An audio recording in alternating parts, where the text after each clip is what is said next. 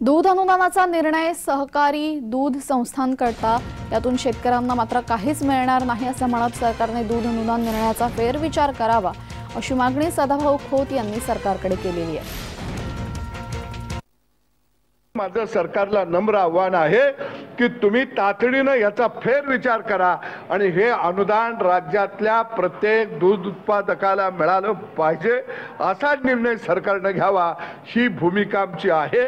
आणि आम्ही बुधवारी या संदर्भामध्ये सगळ्या संघटना बोलवत आहोत। तुम्ही जर शेतकऱ्याचं खळं लुटायला एक होत असाल तर राज्यातल्या संघटना सुद्धा तुमच्या विरोधात भविष्य काळामध्ये एक होतील आणि निश्चितपणाने तुमच्या या निर्णयाला विरोध करतील। सदाभाऊ खोत यांनी सरकारकडे ही मागणी केलेली आहे।